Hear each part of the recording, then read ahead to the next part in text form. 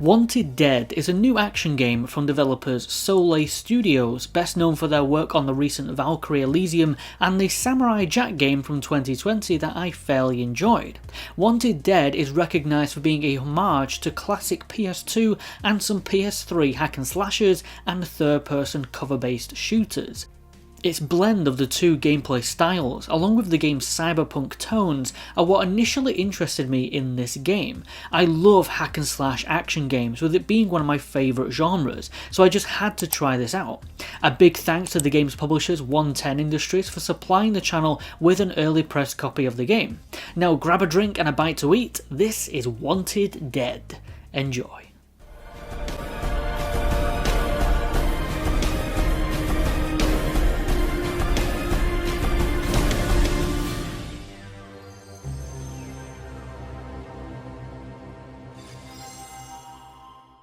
So Wanted Dead takes place in a futuristic cyberpunk-inspired version of Kowloon, which is a popular district of Hong Kong. Wanted Dead has a small number of just 5 levels, all set within different sectors of Kowloon, from an office, a park, a casino, police station, and the compact streets. Each level is your get from point A to B affair, with you taking control of Hannah Stone, an ex-convict who got released from prison to join an expendable police force known as the Zombie Squad. Wanted Dead is very linear, with the level design having no exploration aspects and being 100% focused on the combat. The entire game has you moving from one combat arena to the next. There's only a handful of different enemy types. There's varying melee enemies like dual sword wielding ninjas and suits with baseball bats. There's multiple ranged enemy fodder which can be taken down fairly swiftly, and then there's special enemy types like large cannon wielding tanks and shielded enemies. However, the rate at which they're introduced is so quick. The first level alone features almost all of the different categories of foes that you'll face within the game, so by the final 5th level, which features even higher doses of these same enemies, it does get incredibly repetitious. Now you're likely wondering about the difficulty of Wanted Dead, and I have to say this isn't a very challenging game, it's just a very cheap one. Having played many difficult games over the years, mostly recently actually, because it's like some sort of fetish now of action game developers, that every game with combat in it needs to be compared to From Software's series by at least one press outlet. Sifu was the big one from last year, causing such controversy with its late addition of an easier difficulty option that could have just been there from launch, but that wouldn't have caused months of Twitter users tapping away on their keyboards. But while Sifu was a beautiful game with a challenging to learn and master combat system that had depth and intricacy to it, 90% of Wanted Dead's difficulty comes down to just pure frustration with the game's design and lack of polish. It's not so much you're learning this game and building your own character and adapting to its mechanics. Wanted Dead's combat system goes no deeper than using square to slash at enemies, triangle to counter certain moves with your sidearm pistol, L1 to block and parry, and L2 and R2 to aim and shoot your rifle, just like any other third-person shooter from Gears of War to Timbuktu. So it's not that the game holds this inner depth that we're trying to master like a challenging game should, it's only cheap because it's got so many bugs,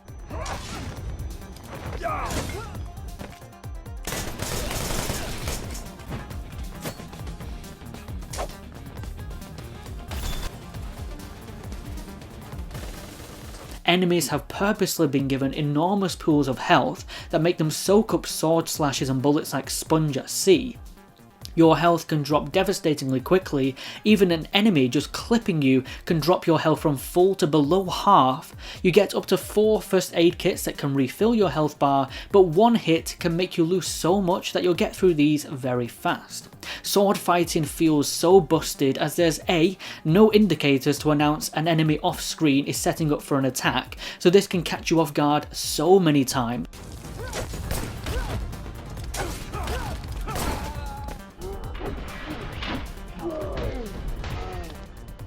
B, the camera can be such a hindrance, it swivels around like a Lakitu is controlling it at times. And C, many times executing a perfect parry doesn't get read and the enemy within milliseconds proceeds into their next attack.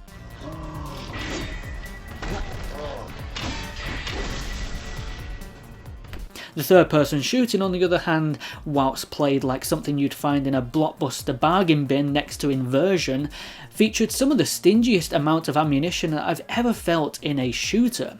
The maximum that you can carry for your main assault rifle is 3 magazines, and it takes about 1 magazine to kill some of the stronger foes. I had to ration ammunition to the point where it felt like I was playing a different game entirely, not one with third-person cover shooting mechanics. If the intention was for the player to not bother using the third-person shooting, then why is it here, as roughly 60% of my playtime was spent out of ammunition. I started to just rush forward and slash away at the ranged enemies as to not disappoint myself any further. The game does feature mid-level checkpoints that are these drones that drop down and allow you to customise your rifle and sidearm with different attachments and skins, which was a nice feature, and also restocks your ammunition, your health and your first aid kits. But some of the levels are so long, roughly under an hour each, that they could do with just 1 or 2 more checkpoints to stop you losing so much progression when you die and stop you running out of ammunition so quickly. For a linear game that regurgitates the same pattern of enemies, can become mind-numbingly frustrating when you're losing so much progression so often. There's also a few other issues I had with my experience of Wanted Dead that I just want to get out before I move on to my positives. Firstly, there's an equipable chainsaw weapon in a few of the combat arenas, kind of like a lucky pickup, however it's really unbalanced. It makes Hannah walk the speed of a sloth, making her wide open for the much speedier enemies to hit you, draining you of all your health, and the animation for her to swing this chainsaw is very long. It also has no combo, it's just one chainsaw sweep that slashes through enemies. It makes it very dull to even use. Seriously? Dude, the hell? That's how you make a chainsaw in a hack and slasher game. Thank you, Suda51. Man, that was a really fun game, and wasn't half as frustrating as this one. I've actually done a video on Lollipop Chainsaw, so if you're feeling a bit lonely today on Valentine's Day, then you could maybe go over and watch it. Grenades are also busted as hell. If you're in cover, grenades do not seem to work as efficiently as they should, and Hannah can only seem to throw them on her right side, so if you're in cover on the right side of the screen, the throwing arc will go through the wall. Wanted Dead has some strange blood effects that splash over your characters in game, and this carries over into the cutscenes, but it looks so poor. Hannah can sometimes appear in the cutscenes looking like a bootleg carry. Now on the plus side, Wanted Dead is at least a nice game to watch being played. When an enemy is staggered after taking a lot of damage or losing a limb that you can sever, you can execute a takedown that gives you a few seconds of invincibility and has one of dozens and dozens, I think there's like 50 in total, different kill animations that do look really good.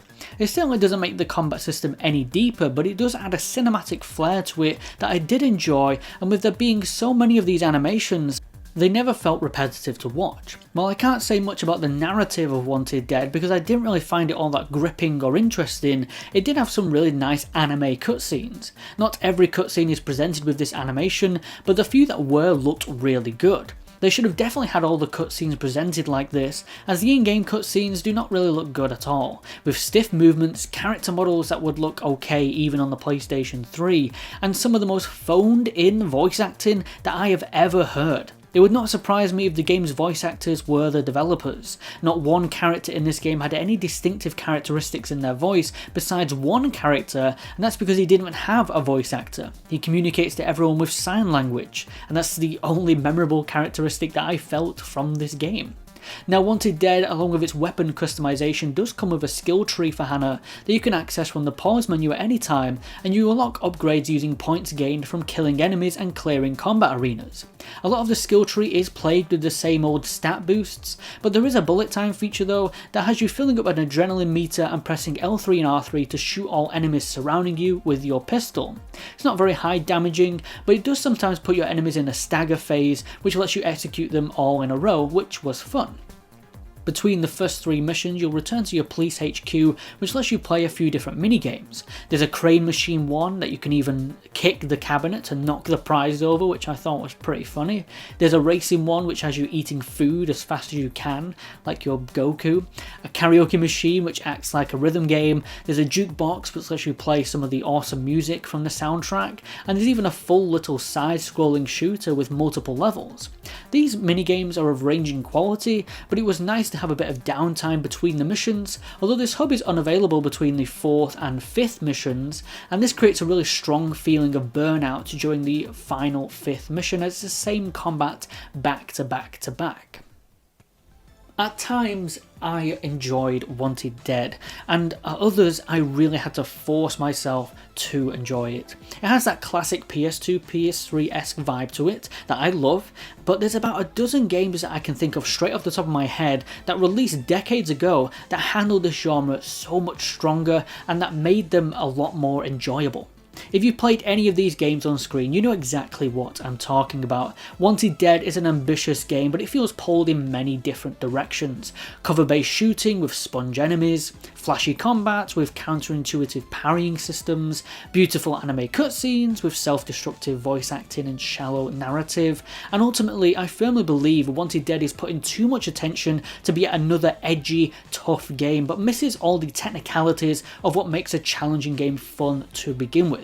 It doesn't have the combat depth and technique of last year's Sifu, it doesn't have the narrative driven quality of something like Devil May Cry, and it certainly doesn't have the polish and gravitas of Ninja Gaiden. I just want to thank 110 Industries again for supporting the channel, and thank you all for watching today's video. I hope you all have a good Valentine's. If you don't have a partner this Valentine's, then give yourself a bit of self-love and head over to the channel page where you can watch my coverage on the Hitman franchise, Mortal Kombat videos, PlayStation games and more. Have a good one everyone, and catch you in the next video. Take care.